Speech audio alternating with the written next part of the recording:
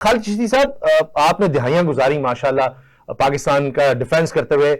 आप जैसे लोगों से मैंने सीखा कि पॉइंट ऑफ स्ट्रेंथ पर ले जाया जाता है मिलिट्री के जरिए, और उसके बाद फिर नेगोशिएशन जब भी होती हैं, आप हिस्ट्री को भी बहुत अच्छा समझते हैं, तो दिफाई लिहाज से कौन कहां पर खड़ा है, आपको क्या लगता है? क्योंकि आपने हम तो दोनों ने अपनी अपनी जगह पर बंद कर रखी है।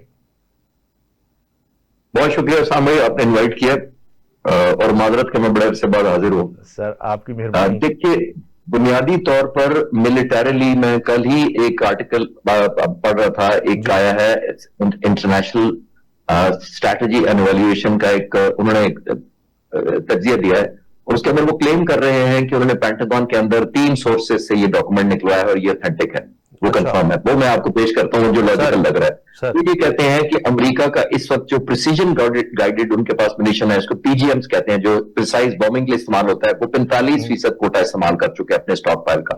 नंबर 2 वो कहते हैं पैट्रियट 50% इस्तेमाल कर चुके हैं। जो टॉमाहॉक मिसाइल जो ऑफेंसिव स्ट्राइक के लिए इस्तेमाल होता है वो 30% इस्तेमाल कर चुके हैं। इस सारा करने के बाद अब आप इमेजिन करें, वो कहते हैं पहले 4 हफ्ते में अमेरिका ने 840 टॉमाहॉक फायर किए थे। $506 बिलियन उन्होंने पहले 48 घंटे के अंदर खर्च किया था। मैं आपको बताना किसी और वजह से चाह रहा हूं। जी जी। ये जो प्रोडक्शन साइकिल है, जो 1200 टॉमाहॉक उन्होंने पहले 48 घंटे पे फायर किए थे, और जो यूक्रेन के ज़ेलेंस्की ने भी कहा था कि मैं 200 मांग रहा हूं, मुझे नहीं दिए, और 8 दिन में प्रेसिडेंट ट्रंप ने 2000 फायर कर दिए पैट्रियट मिसाइल, ये जो डिफेंस करने के लिए होता था। इसकी तरह प्रोडक्शन देख लेते हैं, 90 पैट्रियट्स पर ईयर अमेरिका की कैपेसिटी है। और अगर अमेरिका के जो 1200 जो मार दी उन्होंने पहले 2 दिनों के अंदर, जरा सिर्फ मल्टीप्लाई कर लें 90 को कितने अरसे में ये बनेंगे, ये बनते हैं 13.5 साल।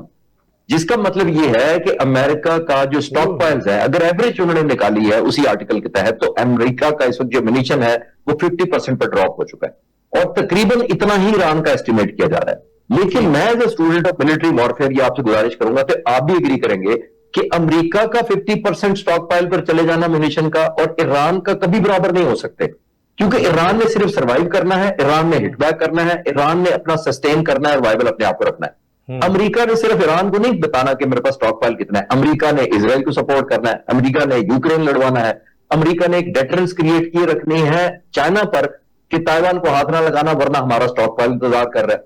लेकिन ये सारा करने के बाद अमेरिका ने अपने लिए एक विंडो ऑफ वल्नरेबिलिटी खोल दी है, और वो चाइना को बता रहा है, ऑफिशियली नहीं अनऑफिशियली, कि जनाब अगर आप चाहें तो मैं इस वक्त स्टॉक पाइल 50% पे आ गया हूं। तो एवरी वेपन जो फायर हुआ है सामने अभी तक जो ईरान पर फायर हो रहा है, ईरान उसकी कॉस्ट दे रहा है, बेनिफिट चाइना को जा रहा है, क्योंकि वो समझता है कि वन लेस मिसाइल नाउ।